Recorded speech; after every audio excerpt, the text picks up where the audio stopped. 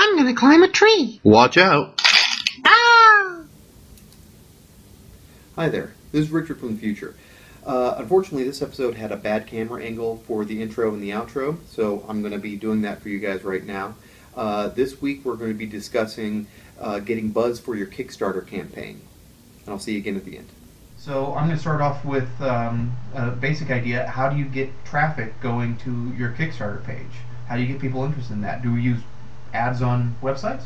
Oh, yeah, there's a million ways to do it, and that's one of the most common questions of someone who is just starting with Kickstarter and doesn't maybe know how to do it, because they'll read articles, they'll hear about things that they should be doing, and there's a million of them. Like there's no way they can do them all. So where should they focus their time and their marketing budget? Their marketing budget might be very small. It might be zero. They might not be able to pay for any kind of advertising or anything like that. But there are some things you can do for free, and then there are some things you can do for a small amount of money that will actually really help your campaign too. I always like to start with the new designers. So tell me some things I can do for free.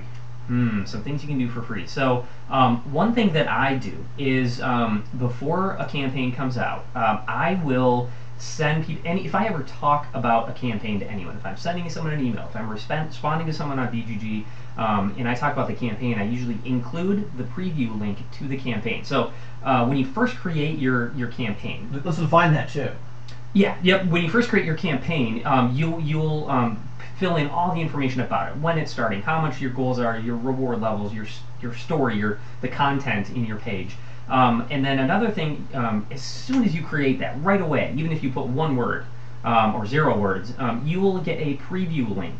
And then you can send that out to people, and there'll be a little spot for someone to give you feedback on it, to say, hey, you should change the wording of this, you should change your reward level, you should change shipping, you should give us more information about this. So this preview link will allow people to comment. And normally, people will just send that out to a couple people, like, hey Jeremy, can you take a look at my campaign and give me a little feedback? Do you think this is good? Is there anything I should change? But what I do is I just send it out to everybody I can. Let them give me feedback, even if it's not done. And then there's a little button on there that says notify me. Notify me when the campaign launches. So I'll get some people who just hit that if they are interested in the campaign, or they'll just give me comments, or maybe they won't even comment, but they will have seen the page, and it'll kind of be that little impression, they call it in the advertising world, of they now have seen our logo, our game. Potentially someone saw this. Yes. Whether or not they saw that, we're still charging for it. Right. So that's one way that you can do it for free. Just send that link out to anyone you possibly can. Jeremy, do you have any free things that people can do to generate interest for them? I got things that are close to free to generating Kickstarter buzz. So one of the things you can do is, if your game is at that point where you can make prototypes, or maybe make Game Crafter prototypes, you can send it out to various bloggers who do reviews and do things. And if it's a prototype you've got through the Game Crafter, or from Drive Through Cards or Print and Play Productions, then it's pretty good quality prototype at that point. And there are a lot of reviewers out there, or bloggers who talk about games, who may be willing to review it and help you out. So I asked Peyton Lee, Chance Gamer, who did Monster Mansion on Kickstarter, about when he did his advertising and promotion for Kickstarter, if he had done that. And he said that he had done about 12 copies of his game, that he had made up about 12 copies and sent them out to a bunch of reviewers, and about 8 of those actually did a review. Because then you can also quote the review in your campaign, and someone has played the game, they may post a video review, and that doesn't cost you a whole lot, just whatever it costs to make a prototype of your game. If you have an expensive... Which presumably you're going to do anyway. Right. If your game is really expensive to make, like you have a huge component game, that may be impractical, but if it's not that expensive, or if you're following the advice starting with like a 54-card game, it should be fairly cheap to send out a bunch of review copies of that game. And we've talked about this on a previous episode too, but if you can make your prototype into a cheaper version of the game, but still that one that looks good, but really, like, you might switch some cardboard tokens for some cards, to make it simple. You can reduce the cost of manufacturing that, a print on demand, like we talked about in previous episodes, and then also to ship it, because it's a lot lighter to ship just some cards than if you start getting some higher quality components. Sure.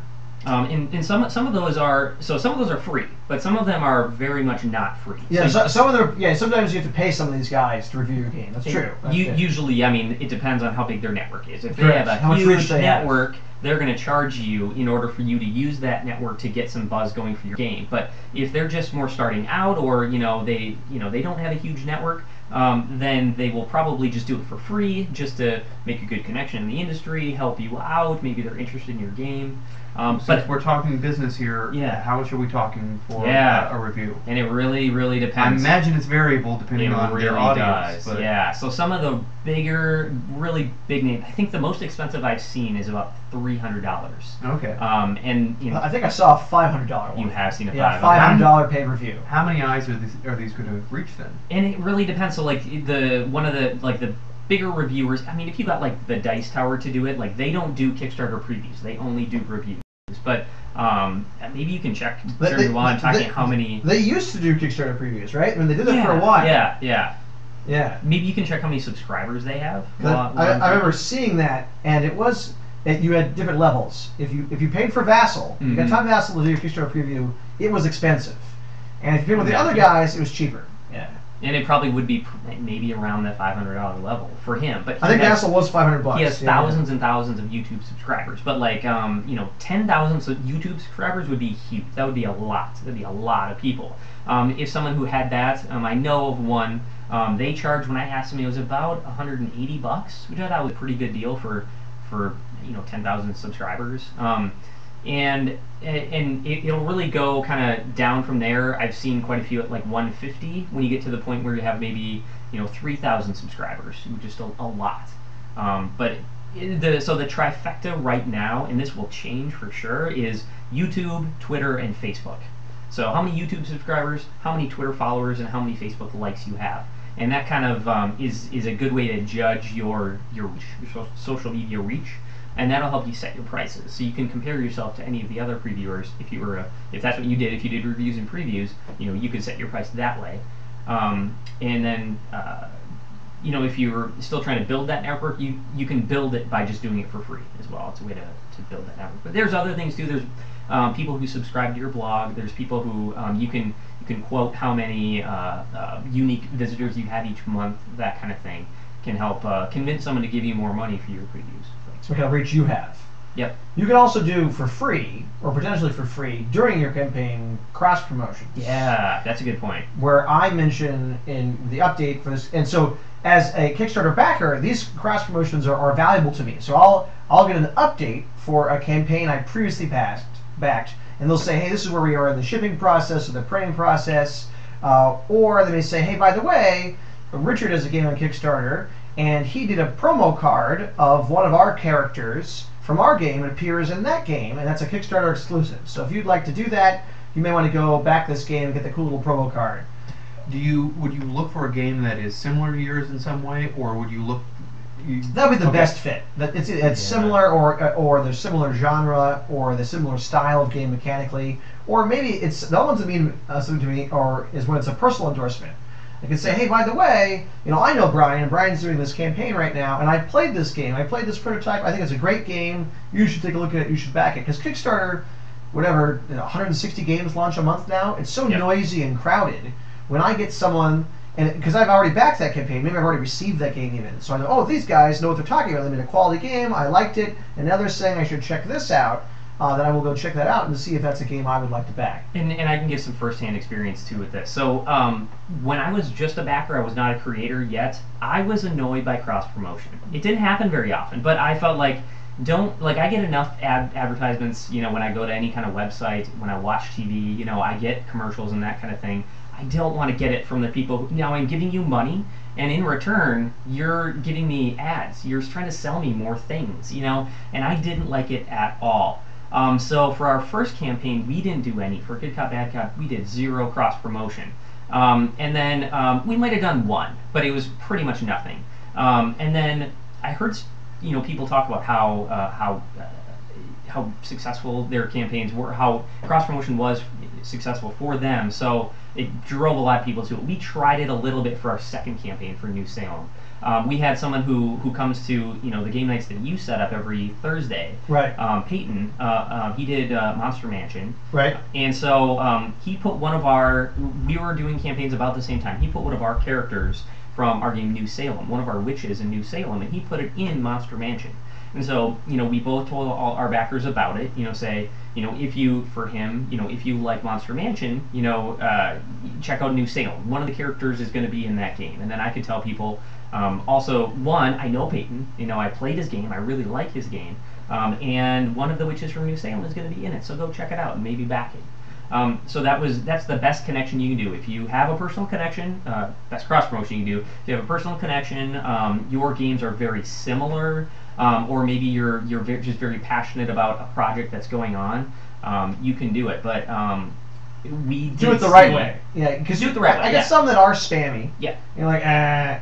So if I get a real update and then the cross promotion, you sent me an update of values. I got a real update about the game I backed, and then the cross promotion was tagged on the bottom. That I don't mind so much. Or if there's some sort of personal connection or endorsement, then that's meaningful to me. It's kind of helping me filter all the stuff on Kickstarter. So those I don't mind either.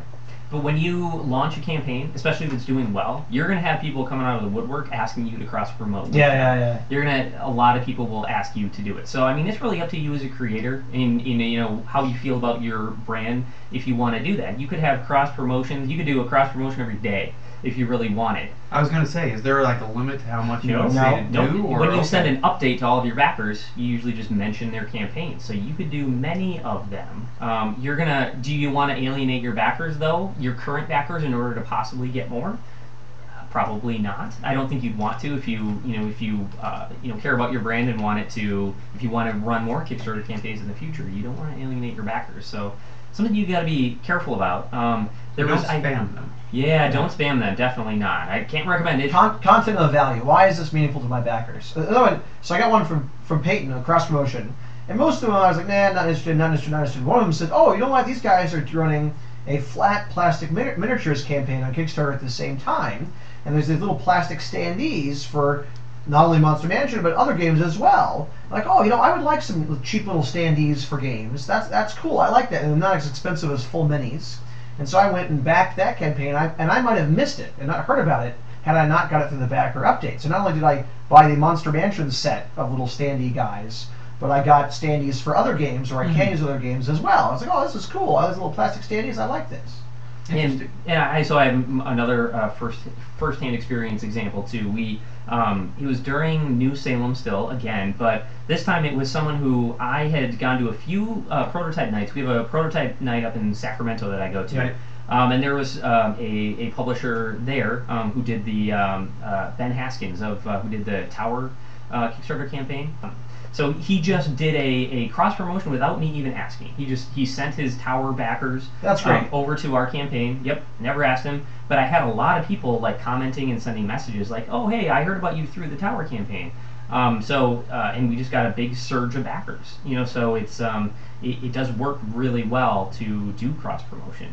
So when you were saying you went to another Kickstarter campaign with little figures. Do you find that happens a lot? Like we'll cross-promote your game by offering a new component to your game? The component thing is pretty rare. I don't get them very often. Like I may get some like, oh, there's these cool dice or these cool tokens you should check out. And so those I get once in a while, but components is pretty rare. Usually it's another game. And when I get the cross, I just at least I read through the little paragraph quickly, like, oh, that actually looks interesting. Mm-hmm. And once in a while, maybe 1 in 5, I'll click on and go look at. And it may, this game looks good too. If it's a really ringing personal endorsement from a designer I know, like, oh, I really played this game and I really liked it, then I'm much more likely to click through and really seriously look at that other game.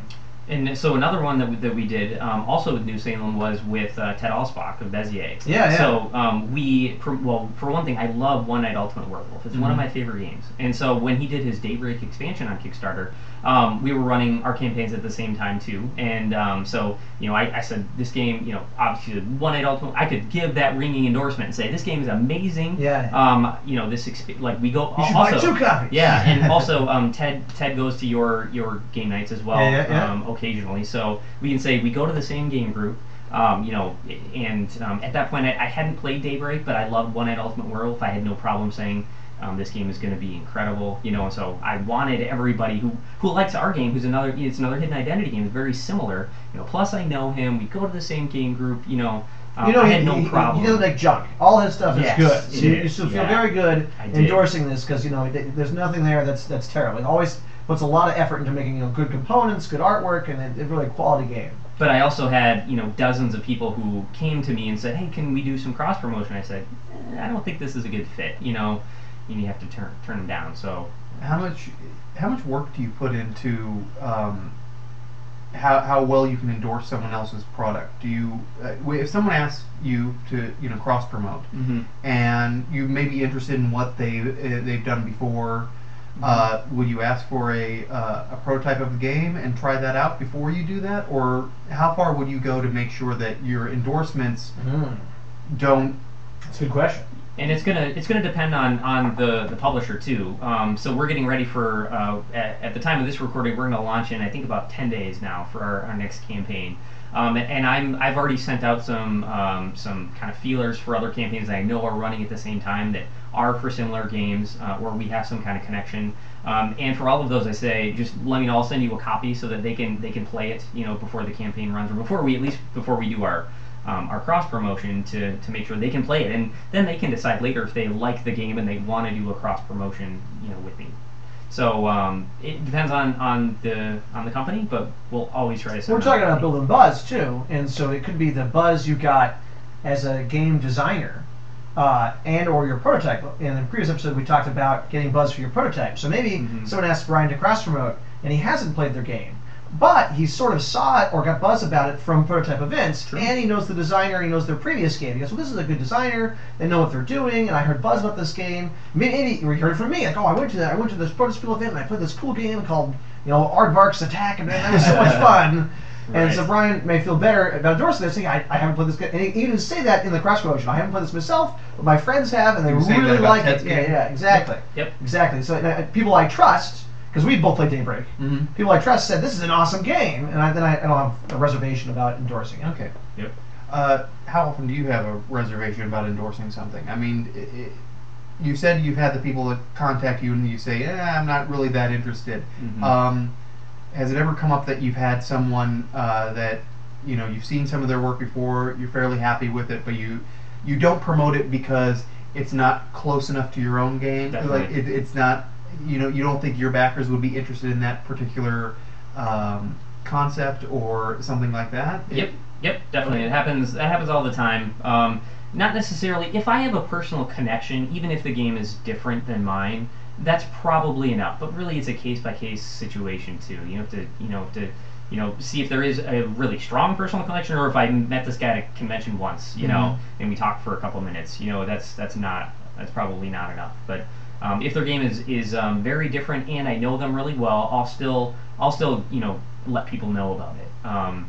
So yeah, I hope that answers your question. One thing I wanted to add though as well is the campaigns don't have to be running at the exact same time either, because even when a campaign ends, I'm going to send out updates to tell people about maybe the last little bit of art. If somebody was like in the game, like here we finished these in the game reward levels of character. You back at a certain level and you get your image. Yeah, exactly. So maybe like that would be something we might finish up after a campaign ends, or we have all the print files ready. We're now starting to manufacture, or now we're a month away from shipping. You're going to get your. We send updates after a campaign ends, and at that time you could still do a cross promotion. So you could do. I actually like when I did the Ted Alspach cross promotion. His campaign hadn't started yet when ours was just finishing, but he had a campaign from a previous game where he actually said told people about our campaign while we were still going on, and then once we finished and we were starting to give updates about finishing the artwork, then that's when we cross promoted his. So it's not always a quid pro quo type of situation. Sometimes it's useful just to cross promote, knowing that next time, Yep.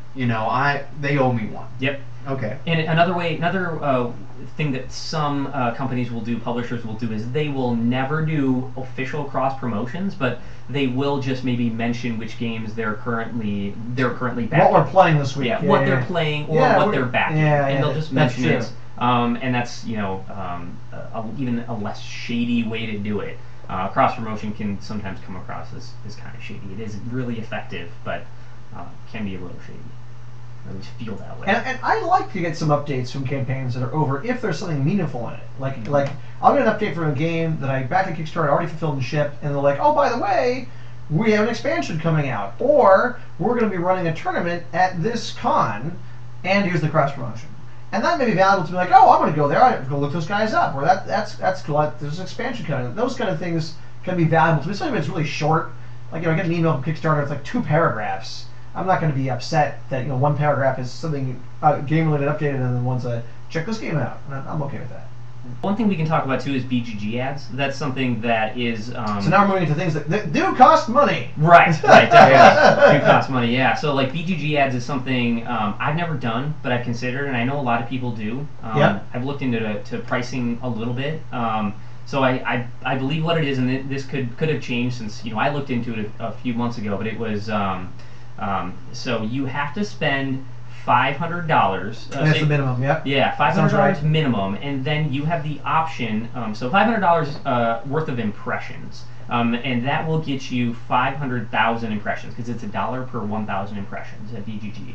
So that means when you go to BGG, BoardGameGeek.com, I think everybody knows BGG, but just in case you don't, and you see a banner ad, that's one impression because that banner ad appeared on a website that you went to.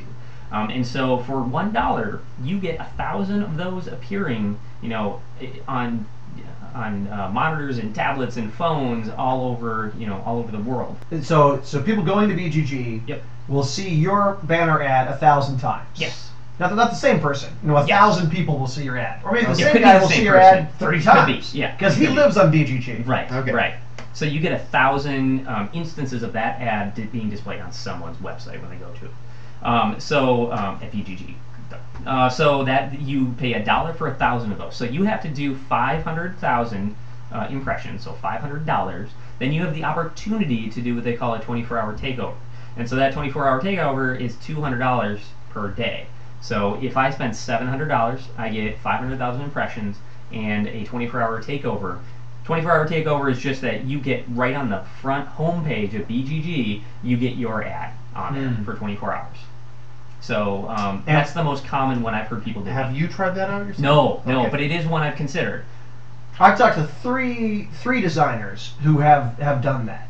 What were their impressions? Like, what did they get as a compensation for that? So so I talked to Peyton. So I'll show this is Peyton's campaign, Monster Mountain, and he said that if he were to do it over again, he would only do BGG if he did the takeover, because getting on the front page is really what makes it so worthwhile. And he goes, so you really should pay the extra for the takeover, in his opinion. That was the extra money really was going to do the push it over the top. And depending on how big your marketing budget is, or if you even have a budget, 500 plus 200, that's a lot of money. You don't have, as a small game, you may not be able to afford that at all.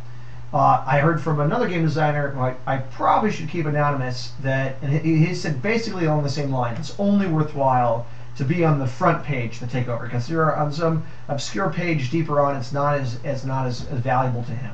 And he really wanted the front page takeover. And then James Matthey, who we referenced before, he actually has an article on his blog, Mythbusters Kickstarter referrer page, and he talks a little bit about ads and outside referrals coming in and things like that. And it's definitely worth looking at that article to get an idea of how traffic gets to your Kickstarter campaign. So beyond BGG ads, you can also do just board game related websites. So you could do, there we go, you got KickTrack up there. So that's another really good one. A lot of people who are very interested in Kickstarter projects go to that site. So if you can advertise to them, then you can do hopefully I go to a lot of KickTrack backers. when I'm kind of on the fence about a campaign. I may go to KickTrack and see what its projected ending is, what it's trending like, and KickTrack is just fun to look at the data there and see how campaigns are doing, kind of like sports scores. And so I look at KickTrack, and I've seen many ads for different Kickstarters at KickTrack, and clicked on some of them and checked out the campaign.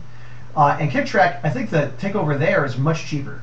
It's like $140 to get like on the front page and take over KickTrack. And they do this thing where they put your game in the background and things like that. Yeah, So yep, they do a great job with that. they do. They're another one I would definitely consider doing as well, but I've never done KickTrack either. So they're a smaller niche audience, but they may be reaching the key people and They be more are. bang for the buck. Oh yeah. And If so- you're going to KickTrack, you're not just a gamer. You're a Yes. Kickstarter backer. Yeah, you're a serious backer. Yep. And so again, talking to Peyton thought the money he spent on KickTrack was well worth it. He Okay. thought that was money well spent for his campaign. And then the other option is to just do a board game related website too. That could be a very popular blog, or Purple Pawn, or maybe a reviewer site or something that gets a lot of attention. Undead Viking does reviews as well. Yep. Is there a way I can find all these reviewers? Yeah, so there's one that I found recently. Meeple Mechanic came up with a way to show the reach that they have using that kind of trifecta I mentioned before of Twitter, Facebook, and YouTube. So it'll just tell you all of these different possible Kickstarter reviewers, and then how many YouTube subscribers they have, Facebook likes they have, and Twitter followers they have. So it's a good way to just see at a glance, and then also whether or not they're paid or not. They don't say if they're paid how much it is, but they just say yes or no whether they're paid or not. So you can go talk to them for more information, but I've used it. It's a great resource. Mealmechanic.com. Yep. We'll put it in the show notes. Yep. Right. And and then one other thing too is we didn't really talk about it, but you can go on podcasts too, which have become popular recently. A lot of people will. There's a lot of very popular tabletop gaming podcasts. You know, I listen to a million of them. You know, I know you do too as well. And so that's a great way to either go on as a guest.